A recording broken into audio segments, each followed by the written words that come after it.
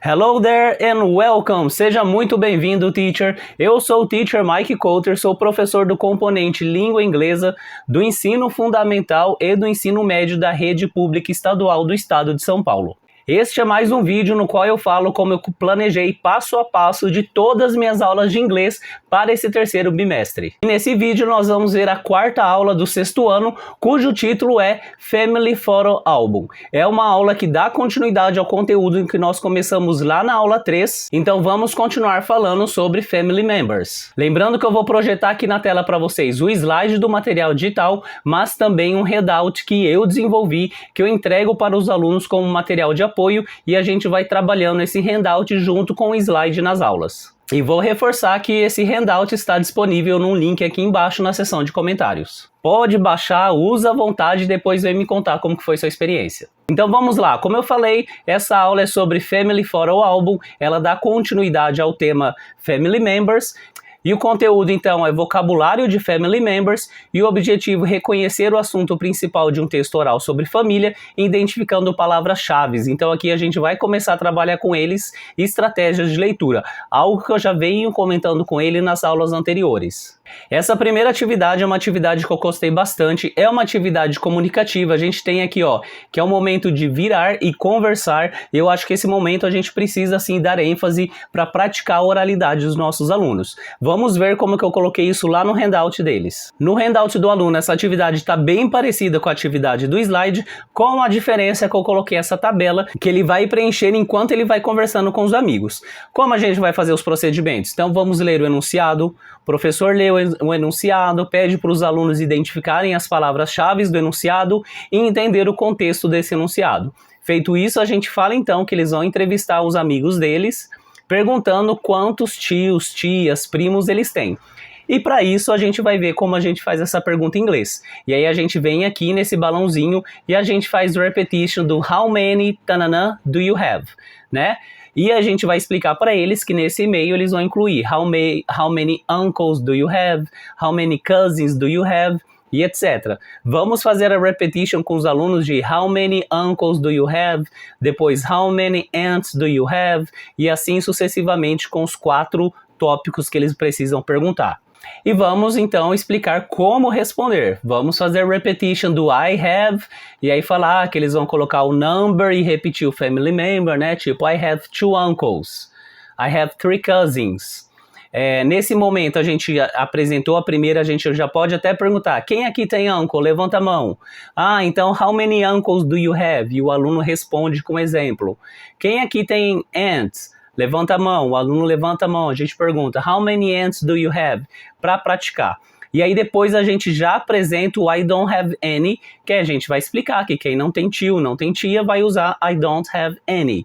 E aí a gente pergunta, quem aqui não tem cousins? E aí a gente pergunta para o aluno, né? So how many cousins do you have? Ele responde, I don't have any.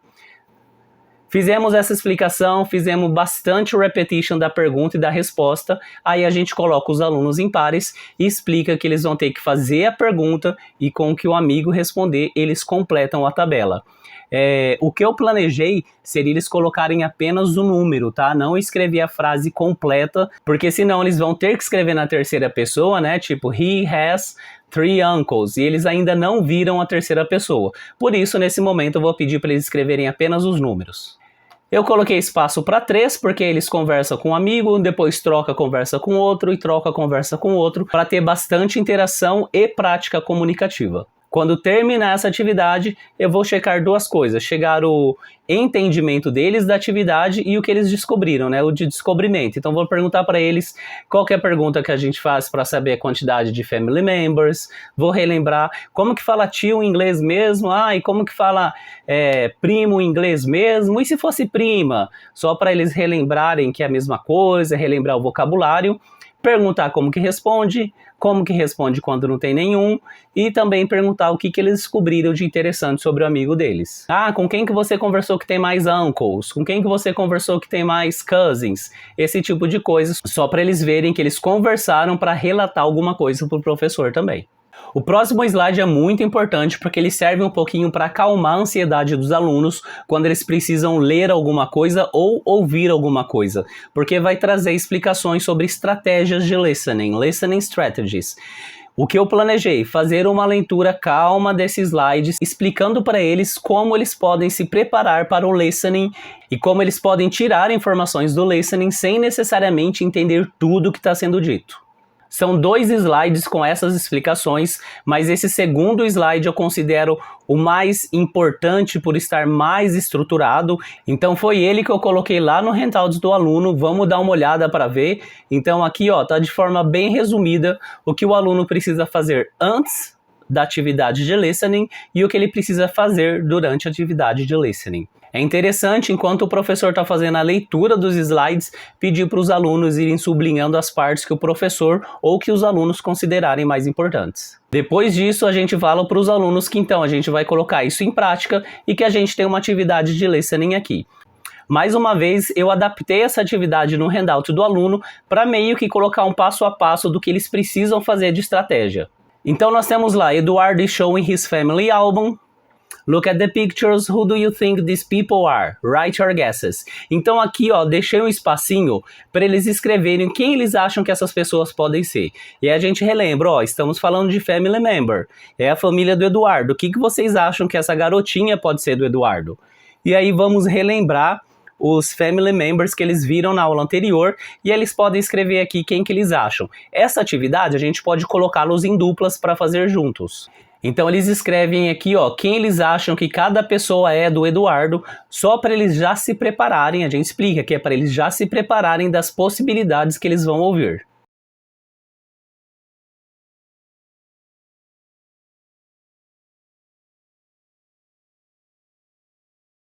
Depois que eles terminarem, a gente pode pedir, ok, uma dupla fale sobre essa garota, outra fala sobre ele, para ver quais family members eles colocaram que eles acham que podem ser essas pessoas. Em seguida, a gente já pode tocar áudio uma primeira vez, só para eles tentarem ver se eles conseguiram pegar o family member certo. Então vamos supor que aqui eles colocaram sister ou daughter, vamos supor. E aí a gente fala que eles vão ouvir e circular qual desses dois falou, ou se vai falar uma outra, né? Lembrando que a gente está treinando os alunos para ouvir, então aqui a gente pode tocar mais de uma vez, eu geralmente toco umas 3 vezes para cada atividade.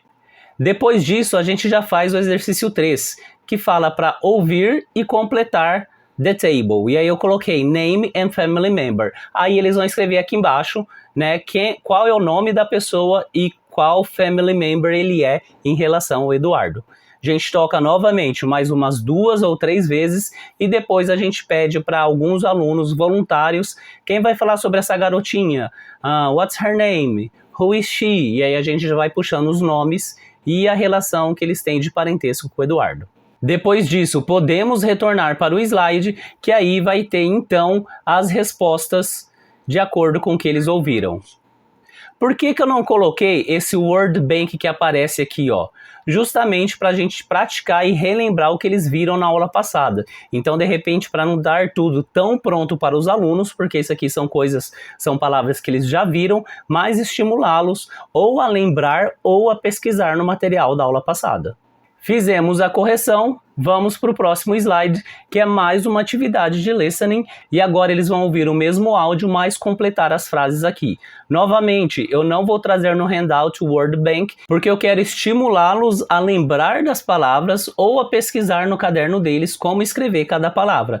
Então essa atividade vai estar dessa maneira no handout do aluno, apenas o texto com os blanks para eles ouvirem e preencherem. Novamente, umas 2, 3 vezes de áudio aqui para eles poderem preencher. Terminamos, muito importante, como eu planejo checar isso? Eu não peço para os alunos lerem o texto todo, porque esse momento não é momento de praticar pronúncia, é momento de ver como foi a compreensão oral, como foi o listening dos alunos. Então eu simplesmente pergunto, guys, the first blank, o primeiro espaço, qual que é a palavra? And the second, and the third. E depois que fizermos isso, podemos voltar aqui no slide para mostrar então as respostas, para ver se eles escreveram certinho e se está tudo ok.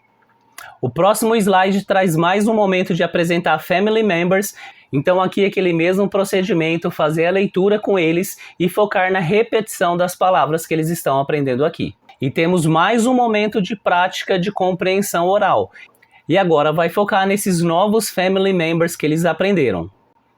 No handout do aluno, a atividade está a mesma, mas eu vou mudar a maneira que eu vou aplicar essa atividade. Então a primeira coisa que eu vou fazer, eu vou ler o enunciado, claro, o mesmo esquema, pedir para eles verem as palavras-chave, perguntar o que é para fazer nesse exercício e falar então que agora eles vão precisar prestar atenção no family member e na profissão da pessoa.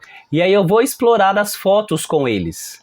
Vou então aqui a primeira foto falar, olha, o John, baseado na foto, quem vocês acham que ele pode ser? E aí eles vão falar, pode ser brother, pode ser brother-in-law, pode ser cousin, ok. E no jeito que ele está vestindo, tem alguma profissão que a gente pode supor para ele? E aí a gente pode até escrever essas profissões que eles falarem na lousa. E aí a gente faz a mesma coisa com a Jessica, com a Mel e com o Fernando. A Jessica a gente pode pedir para eles prestarem atenção na roupa. Então a gente sabe que é uma profissão de hospital, o que pode ser. Aí pode ser doctor, pode ser nurse. A mesma coisa do Fernando, porque ele está dirigindo, que profissão que pode ser. E aí a gente tendo puxado as profissões e o family member, que a gente está trabalhando com a estratégia de listening deles, aí a gente fala que agora eles vão ouvir para ver se o que eles tentaram adivinhar está correto ou não. E aí mais uma vez, toco o áudio aqui umas 3 vezes para eles escreverem family member e profession.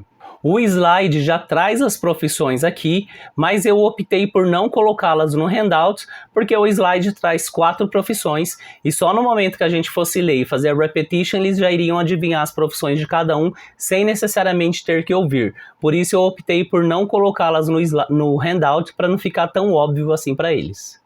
Depois que tocarmos o áudio umas 2 ou 3 vezes, aí a gente pode voltar e perguntar, ok, então o que vocês puxaram do John? Que family member falou que ele é? Qual que é a profession? E aí nós vamos explorar as 4 fotos pedindo as respostas dos alunos e só depois que a gente vai para o slide. E aí a gente mostra os slides com as respostas só para ver se eles conseguiram escrever da maneira correta.